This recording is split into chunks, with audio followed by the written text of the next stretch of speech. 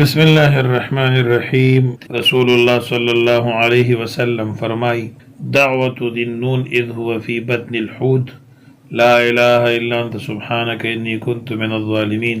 حضرت یونس علیہ السلام دعا چې کله هغه د مئی په ګیډه کې ویلې وه او غوستې وه، یو مسلمان دا دعا په یو مشکل کې نه ده غوستې مگر الله تعالی قبول کړی ده. لا اله الا انت سبحانک انی کنت من الظالمین کې اسم اعظم دی او په دې باندې الله پاک مشکلات حل کوي. زموږ استاد بحر العلوم غزالی زمان رازی دوران الشیخ مغفور الله صاحب دامت برکاتهم العالیہ فرمائی چې لا اله الا انت سبحانک انی کنت من الظالمین 50 ځله او په آخر کې وسره فاستجبنا له نجیناه من الغم وکذلک ننجی المؤمنین اوه او دې پسې کوم سوال وکي او کوم دعا وغواړي الله پاک هغه حاجت پوره کوي. د دې نه علاوه د لا اله الا انت سبحانک انی کنت من الظالمین نور اعمال هم دي چې دا 1,50,000 ځل وویلی شي او د یو مشکل د حل دپاره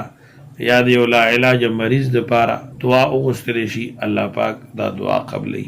روایاتو کې راغلی دي چې څوک په یو بیماری کې وي او لا اله الا انت سبحانک انی کنت من الظالمین دی وی روزانه، نو الله تعالی به دې سړي ته د شهادت مرتبه ورکي، د شهادت مقام به ورکي. نو دا ډیره مبارکه وظیفه ده، دې وجه نه د دې اهتمام پکار دی. رسول الله صلی الله علیه وسلم فرمایي آیا زه تاسو ته د الله پاک هغه لوی نوم وښیم چې هغې باندې دعا قبلوي؟ الله پاک هغه دعا د یونس علیه السلام ده، لا اله الا انت سبحانک انی کنت من الظالمین.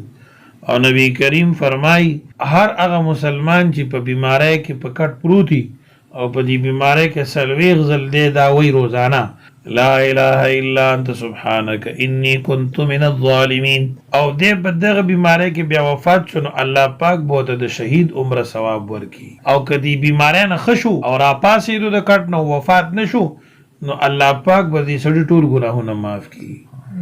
لا اله الا انت سبحانک انی کنت من الظالمین د دې اهتمام پکار دی او کم از کم دوره سل ځل خامخا وایي.